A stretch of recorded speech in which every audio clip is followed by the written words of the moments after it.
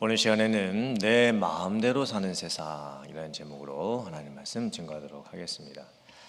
우리가 자녀들을 키우다 보면 우리 자녀들이 어릴 때에 자기 마음대로 하겠다고 고집부리면서 때를 쓸 때가 있습니다. 심지어 자기가 원하는 것을 부모님이 사주시지 않으면 마켓 그 복도에 대자로 누워가지고 울며 불며 또 때를 쓰는 그런 경우도 있는 것을 보게 됩니다. 그런데 어른들도 마찬가지입니다. 우리가 하는 말 중에 이런 말이 있죠. 내 마음이야. 이 뉘앙스가 중요합니다. 내 마음이야. 이 말은 보통 다른 사람보다 나이와 직급이 좀 높은 분들이 아래 사람들한테 하는 말입니다. 왜 그렇게 하시는 겁니까? 왜 그렇게 하시는 거예요? 내 마음이야. 이게 무슨 뜻일까요? 내가 하고 싶어서 하는 건데 왜 이래라 저래라 하느냐, 이렇게 하는 말입니다. 또 제가 알아서 한다니까요. 이건 또 무슨 의미일까요? 이거는 보통 이제 사춘기를 겪는 학생들이나 우리의 자녀들이 다른 사람보다 좀 나이와 직급의 아래에 있는 사람들이 제가 알아서 한다니까요. 왜 자꾸 참견하십니까? 제발 좀 저를 내버려 두세요. 제가 알아서 합니다. 라고 하면서 하는 말들입니다. 사실 이런 말들 때문에 남편과 아내에게서도 문제가 생기고 부모와 자녀에게서도 문제가 생기고 직장, 상사와 직원 가운데서도 문제가 생기고 심지어 교회 안에서도 세상에서도 여러 가지 문제가 생기는 것을 보게 됩니다. 자기 마음대로 하면서 살려고 하는 세상의 모습이죠. 그런데 오늘 성경 말씀을 보면 영적으로도 내 마음대로 하면서 사는 사람들의 모습이 나옵니다. 에브라임 지역의 사사시대에 미가라고 하는 사람이 살고 있었습니다. 그런데 미가의 집안에 문제가 생깁니다. 미가의 어머니가 집안에 놔두었던 돈을 잃어버린 겁니다. 누군가가 어머니의 돈을 훔쳐갔습니다. 잃어버린 돈이 은 1100세겔입니다. 구약 성경에 은 한 세겔이 노동자의 4일 정도의 임금이었습니다. 그러므로 은 1100세겔은요 12년을 일해야지 벌 수 있는 엄청나게 많은 돈입니다. 그 돈을 어머니가 잃어버린 거예요. 돈을 잃어버린 어머니가 저주를 퍼붓기 시작을 합니다. 원래 성경에는 저주의 내용이 기록되어 있지는 않지만 여러 정황을 살펴보면 어머니는 자기가 섬기고 있었던 신들의 우상의 이름으로 저주를 했던 것 같습니다. 누가 내 돈을 훔쳐간 것이냐? 어느 놈이 감히 내 돈에 손을 댄 것이냐? 이 돈을 훔쳐간 사람은 제명에 못 죽을 것이다. 엄청난 대가를 치르게 될 것이다. 이 나쁜 놈, 천하의 죽일 놈 하면서 엄청난 저주를 퍼붓습니다. 그런데 돈을 훔쳐간 범인이 누구였는가? 아들이었습니다. 아들이 어머니가 저주하는 것을 듣고서 그 저주가 자기에게 임할 것이 두려워가지고 어머니에게 자백을 합니다. 어머니, 제가 돈을 훔쳐갔습니다. 그런데 어머니의 반응이 너무 이상하지요. 아들을 책망해도 벌을 주어도 모자랄 상황인데 내 아들이 여호와께 복받기를 원하노라. 내 아들이 하나님께 축복받기를 원합니다. 이렇게 반응을 하는 겁니다. 이게 지금 무슨 상황일까요? 어머니는 자기가 우상들, 자기가 믿는 다른 신들의 이름으로 저주한 것을 하나님의 이름으로 풀고 싶었던 거예요. 그래서 하나님의 이름으로 그 저주들이 다 없어져서 하나님이 축복을 내려주셨으면 좋겠습니다. 지금 이렇게 말을 했던 겁니다. 이게 지금 무슨 상황일까요? 이 어머니는 도대체 무슨 신앙을 가지고 있는 것일까요? 혼합주의, 다신주의 신앙이죠. 어머니는 하나님만 믿고 섬겼던 게 아니었습니다. 그 당시 사사시대에 다른 여러 신들도 같이 섬기고 있었던 겁니다.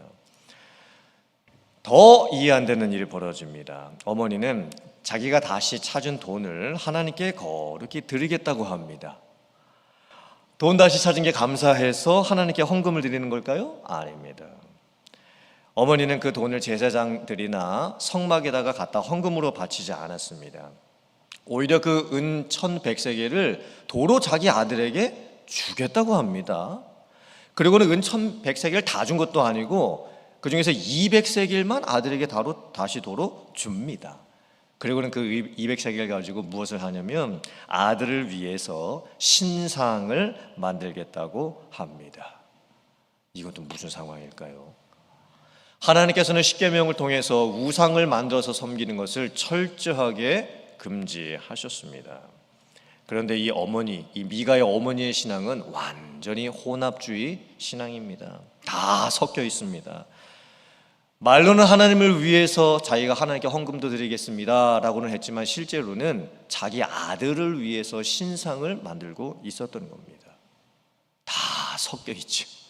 하나님의 이름을 빙자해서 하기는 하고 있지만 다 자기 자신의 만족을 위해서입니다. 더 이해할 수 없는 일이 벌어집니다. 아들 미가가 이렇게 말을 합니다. 어머니가 자기를 위해서 이제 은을 부어가지고 신상을 만들어 주었잖아요. 자기 집에 신당이 만들어진 겁니다. 그때 미가가 에봇과 드라빔을 만듭니다. 화면을 보시면 에봇은 무엇이냐면 제사장들이 입는 여러 옷이 있었습니다. 그 옷 중에서 에봇은 그 어깨에서부터 가슴과 배와 이 무릎 쪽까지 내려오는, 쉽게 말하면 오늘날의 앞치마와 같은 것입니다. 저 앞쪽에 보면 약간 그 앞치마 같은 모양을 한 그 옷이 있죠. 그게 에봇입니다. 그럼 저 에봇을 도대체 제사장들이 왜 입었느냐? 저 에봇 위에다가 가슴 쪽에 보면 뭐가 이렇게 또 덮여져 있죠. 그게 우림과 둠림이라고 하는 것인데, 보통 제사장들이 하나님의 뜻을 물을 때 저 에봇과 우림과 둠림을 사용을 했던 거예요. 자, 그 다음에 드라빔은 무엇인가? 다음 화면 보시면 드라빔은요, household gods라고 합니다. 즉 가정의 수호신과 같은 겁니다.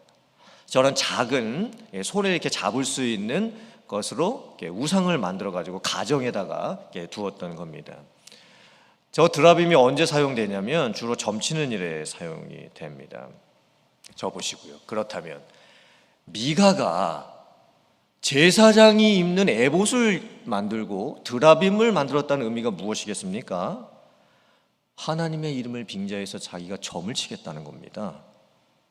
그리고는 제사장을 누구를 세우냐면 자기 아들 중에 한 명을 제사장으로 세웁니다. 이게 지금 무슨 상황일까요? 제사장은 아무나 될 수가 없습니다. 꼭 레위인 중에서만 되어야 하는 겁니다. 그런데 미가는요, 자기 아들 중에 한 사람을 제사장으로 세웁니다. 지금 미가는 뭘 하겠다는 걸까요? 하나님의 이름을 빙자해서 자기 아들에게 에봇 입히고 드라빔 주면서 점을 치겠다는 겁니다. 하나님, 이 집을 살까요 말까요? 하나님, 제가 이 일을 할까요 말까요? 하나님, 우리 아들을 이 대학에 보내야 될까요? 저 대학에 보내야 될까요? 이런 식으로 하나님의 뜻을 묻고 찾겠다는 겁니다. 하나님의 이름을 빙자해서 점을 보겠다, 이런 마음을 가지고 있는 겁니다. 미가의 모습이 무엇일까요? 세상의 것을 얻고 싶은 마음과 하나님을 믿는 방식이 합쳐져 있습니다. 세상의 것을 얻고 싶으면 세상의 방식으로 얻으면 됩니다. 그런데 세상의 것을 얻고 싶은 마음하고 하나님을 믿는 방식이 합쳐졌습니다. 이것을 기복주의라고 하는 겁니다. 자, 하나님을 잘 믿음으로 말미암아 하나님이 주시는 복을 받는 것은 성경적인 겁니다. 하나님은 복 주시는 하나님이십니다. 그런데 하나님께서 주시는 복을 받기 위해서 하나님을 믿는 것은 기복주의 신앙입니다. 지금 미가가 전형적인 기복주의 신앙을 보여주고 있는 겁니다. 더 이해할 수 없는 일이 벌어졌습니다. 미가가 살고 있었던 에브라임 산지 그 조금 아래쪽에 보면 유다 베들레헴이 있었습니다. 유다 베들레헴에서부터 어느 젊은 레위인 제사장이 자기 고향을 떠나가지고 에브라임 동네에 왔다가 미가의 집을 방문을 하게 됩니다. 그러자 미가가 그 젊은 레위인 제사장에게 어떻게 제안을 하냐면, 내가 너에게 1년의 은 2세겔과 의복 1벌과 그리고 먹을 것을 다 제공을 해주겠다. 그리고 네가 우리 집에 사설 제사장이 되면 좋겠다. 이렇게 파격 제안을 이제 하는 거예요. 그러자 그 젊은 예루살렘으로부터 왔던 레위인 제사장이 또 그걸 또 그렇게 하겠다고 대답을 합니다. 그러자 미가가 어떻게 반응을 하냐면, 이에 미가가 이르되 레위인이 내 제사장이 되었으니 이제 여호와께서 내게 복 주실 줄을 아노라. 이게 무슨 상황입니까? 처음에 미가가 신상 만들어 놓고 자기 아들을 제사장 세웠잖아요. 그게 마음에 걸렸던 거죠. 근데 이번에는요, 이제 예루살렘에서 왔던 진짜 레위인 출신의 제사장을 자기 신당의 사설 제사장으로 고용을 한 거예요. 그리고 그 젊은 레위인 제사장도 그것을 허락을 해줍니다. 이 예루살렘으로부터 왔던 젊은 레위인 제사장은 또 무슨 마음을 갖고 있는 걸까요? 자기가 레위인이잖아요. 자기가 제사장입니다. 당시 레위인은 하나님께서 다른 지파보다 특별히 세우셨던 사람들이었습니다. 레위인들 제사장들은요, 성막에서 제사를 드리고 또 성막을 관리하고 율법을 가르쳐야 했던 그런 막중한 사명을 가지고 있었던 사람이었습니다. 그런데 젊은 레위인 제사장이 돈 받고 자기의 그 직분을 어떻게 보면 성직 매매를 지금 한 것이죠. 미가의 한 개인의 제사장이 되고 맙니다. 성직자의 타락이지요. 성직을 매매하는 일이 지금 벌어졌습니다. 자기 마음대로의 신앙이지요. 자기 마음대로 지금 살아가고 있습니다. 심지어 레위인 제사장도 지금 그렇게 살아가고 있습니다. 더 이해할 수 없는 일이 벌어집니다. 미가가 살고 있었던 에브라임 또 옆 동네에 단지파가 있었거든요. 단지파가 그 당시에 가나안 땅 정복을 다 하지 못해가지고 가나안 땅 정복을 하고 있었습니다. 그리고는 5명의 정탐꾼을 이제 보내게 되는 거예요. 그 5명의 정탐꾼이 또 미가의 집을 찾아오게 됩니다. 그리고는 5명의 단지파 정탐꾼이 미가의 집에 있었던 젊은 그 레위인 제사장에게 묻습니다. 하나님께 물어봐 달라. 우리가 이제 전쟁을 해야 하는데 이 전쟁에서 우리가 이길 것 같으냐 질 것 같으냐. 그러자 젊은 레위인 제사장이 이길 수 있다. 이 땅을 너희들이 차지할 것이다. 이렇게 좋은 말을 해줍니다. 근데 결과가 어떻게 되냐면 진짜 단지파가 전쟁을 하고 이깁니다. 그러자 단지파 사람들이 어떻게 생각을 하냐면 우리가 이 전쟁에서 이긴 것은 미가의 집에 있었던 신상과 그리고 그 제사장과 에봇과 드라빔 때문이구나 라고 생각을 하고 그것을 훔쳐버립니다. 그러니까 단지파 사람들이 미가 집에 있었던 신상, 에봇, 드라빔 이걸 훔치는 거예요. 그리고 그 제사장에게 이렇게 또 제안을 합니다. 네가 지금 미가 집 안에 한 개인의 사설 제사장이지 않냐. 이제 그것 하지 말고 우리 단지파 전체의 제사장이 되면 더 좋지 않겠느냐? 우리가 파격적으로 대우를 해주겠다 라고 하면서 제사장에게 그렇게 회유를 합니다. 그리고 결국은 어떻게 되냐면 단지파가 미가의 집안에 있었던 그 신상, 에봇, 드라빔을 다 가져다가 단지파 그 땅에다가 둡니다. 그리고 그 제사장도 데려오게 되는 거예요. 이것은 또 무슨 상황일까요? 지금 사사시대에 하나님의 백성들이 한 개인이 죄를 짓고 타락을 하는 게 아니었습니다. 한 지파 전체가 분별력이 없습니다. 자기들이 전쟁에서 이기고 싶어가지고 하나님의 이름을 빙자해서 점치듯이 하나님께 묻고 자기가 전쟁에서 이기니까 우리가 전쟁에서 이긴 것은 저 신상과 에봇과 드라빔 때문이구나 라고 하면서 그거를 훔쳐가는 거예요. 이게 얼마나 안타까운 모습입니까? 사사시대에 하나님의 백성들이 개인도 그렇고 지파도 그렇고 다 자기 마음대로 살아가고 있었습니다. 제가 지금까지 말씀드린 이 이야기를 여러분들이 다 들으시고 무슨 생각이 드십니까? 어떻게 이럴 수가 있을까? 어떻게 이런 일들이 일어날 수가 있었을까? 그런 생각이 들지 않으십니까? 어떻게 하나님의 백성들이 개인이건 집안이건 다 자기 마음대로 이렇게 살아가고 있었을까요? 오늘 사사기 17장 6절 말씀을 보면 그때에는 이스라엘에 왕이 없었으므로 사람마다 자기 소견에 옳은 대로 행하였더라 라고 말씀을 하고 있지요. 이 표현은 사사기의 마지막 장 마지막 절에 다시 한번 또 나옵니다. 사사기의 전체 결론이 무엇이냐면 그때는 하나님의 백성들에게 왕이 없었으므로 다 자기 마음대로 살았더라. 하나님의 백성들에게 왕이 없다는 의미는 인간 왕이 없다는 의미가 아닙니다. 하나님의 백성들이 하나님을 왕으로 인정하지 않으면서 살고 있었다는 뜻이지요. 하나님께서 왕으로 통치하시고 다스리는 것을 원하지 않습니다. 하나님의 말씀을 따르고 순종하면서 사는 것 싫어합니다. 하나님의 백성들이 하나님을 왕으로 모시면서 그 말씀을 따르면서 순종하면서 살기를 원치를 않습니다. 자기 마음대로 살겠다는 거예요. 사사시대가 340년입니다. 엄청나게 긴 시간이지요. 영적인 암흑기와 같았습니다. 영적인 기준이 없습니다. 하나님의 말씀이 기준이 되어야 하는데 하나님의 말씀을 읽지도 듣지도 보지도 않습니다. 하나님을 압니다. 지식으로는 압니다. 그런데 하나님을 따르지 않습니다. 온갖 것이 다 섞여 있습니다. 모든 것은 자기 중심. 하나님을 믿는 것도 자기를 위해서, 여러 다른 신들을 믿는 것도 자기를 위해서, 자기가 얻고 싶은데 하나님을 이용해 먹으면서 살아가고 있는 거예요. 사랑하는 성도님들, 오늘 말씀을 보면서 우리들 자신을 한번 돌아봤으면 좋겠습니다. 나는 지금 어떻게 살고 있는가? 정말 나는 지금 어떤 신앙을 가지고 살아가고 있는가? 나도 혹시나 사사시대를 살았던 하나님의 백성들과 같은 이런 모습은 없지 않을까? 우리들 자신을 살펴봐야 됩니다.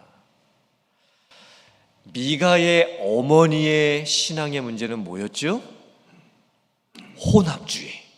다 섞여 있는 겁니다. 세상의 여러 신들을 섬기면서 동시에 하나님을 섬겼습니다. 쉽게 말하면 신앙의 양다리를 걸쳐놓고 지금 살아가고 있는 겁니다. 한쪽 발은 하나님한테, 한쪽 발은 세상의 신들에게 이렇게 양다리를 걸쳐놓고 지금 살아가고 있는 거예요. 앞에는 화면 보시고 마태복음 6장 24절의 말씀 같이 봉독해 보겠습니다. 시작.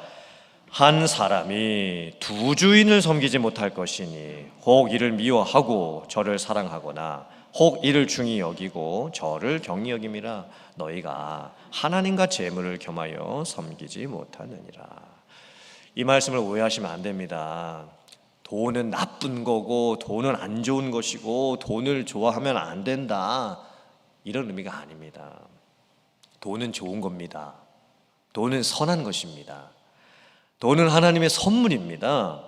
그런데 돈을 하나님처럼 섬기게 되면 문제가 되는 것이죠. 또 돈 말고도 다른 많은 것들이 있을 수도 있죠. 여러 가지 것들이 나에게 우상이 될 수가 있습니다. 내가 하나님보다 더 귀하게 여기는 것이 있다면, 돈 말고도 그 어떤 것이 있다라고 한다면 그게 혼합주의 신앙, 그 모습입니다. 우상 중에서 제일 무서운 우상이 무엇인지 아십니까? 신상 만들어 놓고 섬기는 게 아닙니다. 그런 우상이 무서운 게 아닙니다. 우상 중에서 가장 무서운 우상은, 가장 위험한 우상은 나라고 하는 우상입니다. 내가 내 자신의 우상이 되는 것. 성경이 말씀하고 있죠. 사람들이 다 자기 배를 섬긴다. 이게 무슨 의미일까요? 사람들이 자기 배를 섬긴다는 거예요. 이 배. 여러분, 이게 무슨 의미일까요? 이 배는 사람의 마음의 중심이지요. 그런데 그 배 안에다가 자기 만족, 유익, 오락, 쾌락, 이것만을 추구하는 마음이 가득하다는 거예요. 자기가 우상이 되어 있는 삶을 뜻하는 것이지요. 우리가 혼합주의 신앙을 가지면 안 됩니다. 우리가 믿는 하나님이 누구실까요? 하나님은 나를 창조하신 나의 하나님이십니다. 하나님은 나에게 생명을 주신 하나님이십니다. 하나님은 나를 구원하신 하나님이십니다. 하나님께서 나에게 은혜를 베풀어 주셨고 또 예수님을 믿게 해주셨고 죄사함을 얻게 해주셨고 나에게 영원한 생명을 허락해 주셨습니다. 하나님이 또 누구실까요? 하나님은 나를 인도하시는 분이십니다. 내가 살아가고 있는 모든 것이 하나님의 섭리입니다.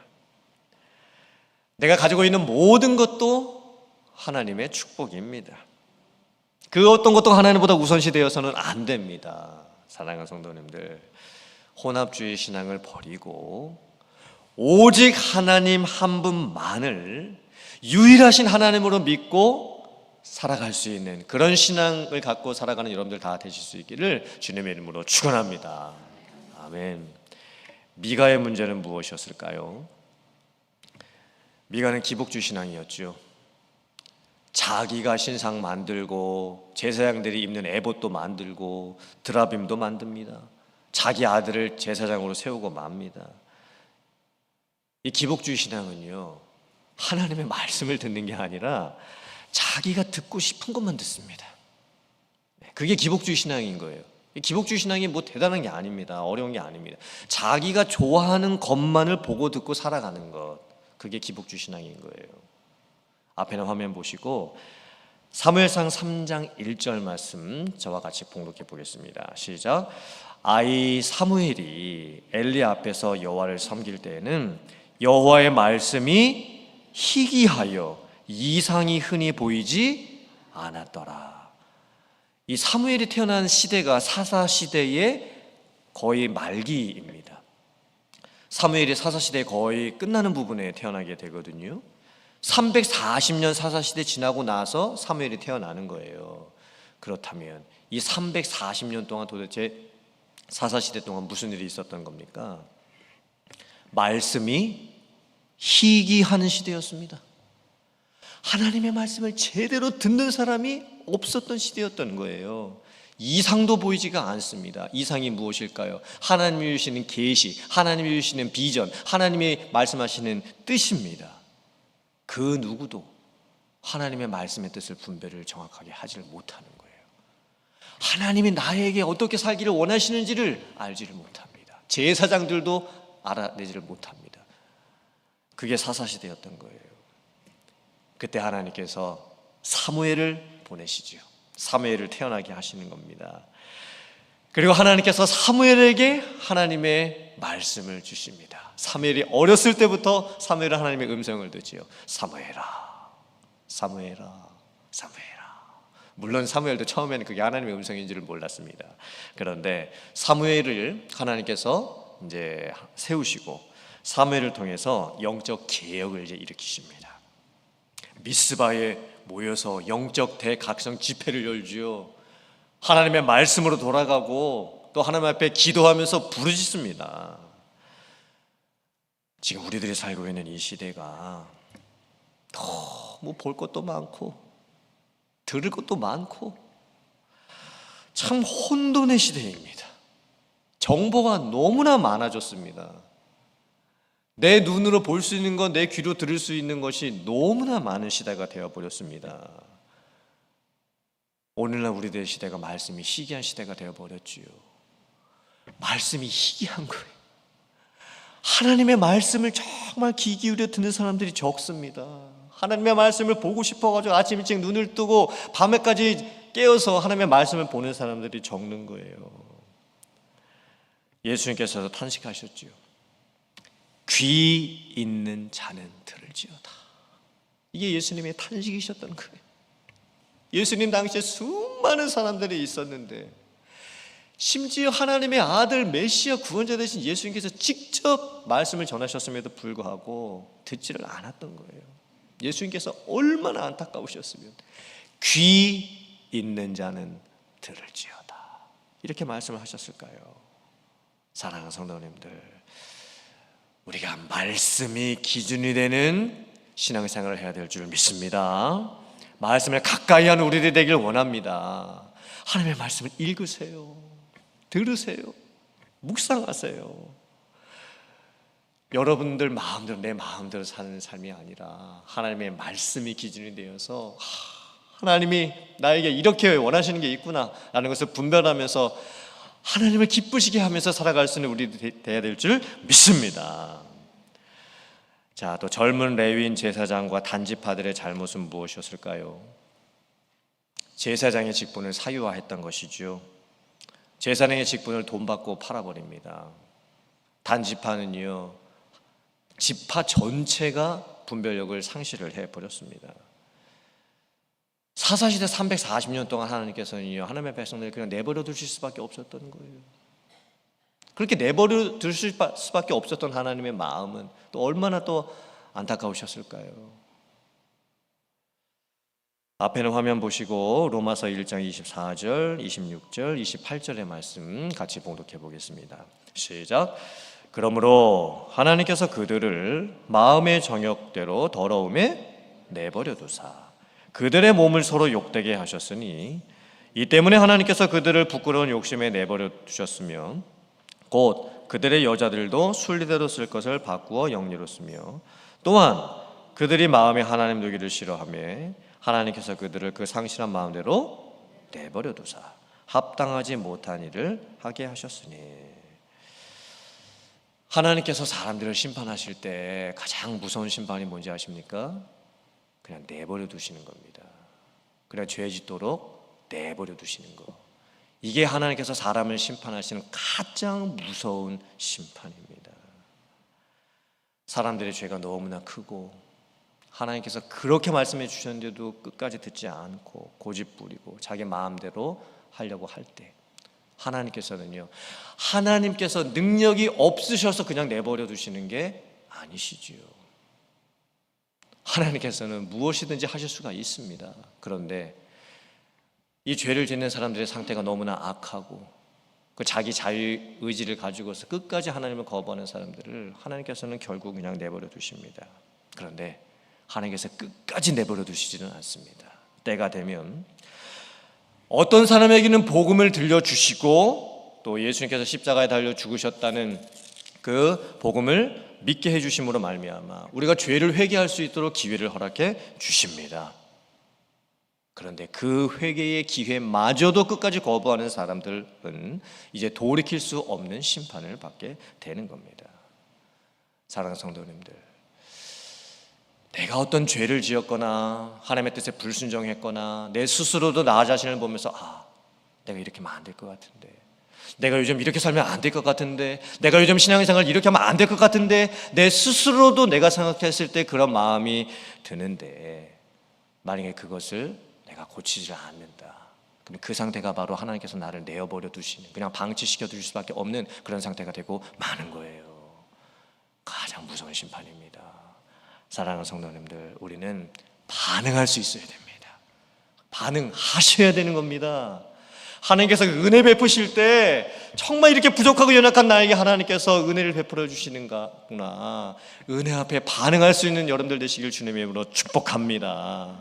지금이 은혜 받을 만한 때구나, 정말 지금 이 순간이 이 자리가 하나님께서 내게 베푸시는 은혜의 때구나 라고 하면서 반응하면서 그 은혜로 말미암아 살아날 수 있는 여러분들 되시기를 주님의 이름으로 축원합니다. 내 마음대로 사는 인생 되지 마시고, 심지어 하나님을 믿으면서도 사사시대를 살았던 하나님의 백성들처럼 내 마음대로 살아가는 신앙인들이 되지 마시고, 하나님 말씀 기준 삼고 하나님이 나의 유일한 왕되심을 인정하면서 하나님을 순종하면서 살아갈 수 있는, 하나님 뜻대로 살아갈 수 있는 여러분들 다 되실 수 있기를 주님의 이름으로 축원합니다. 아멘.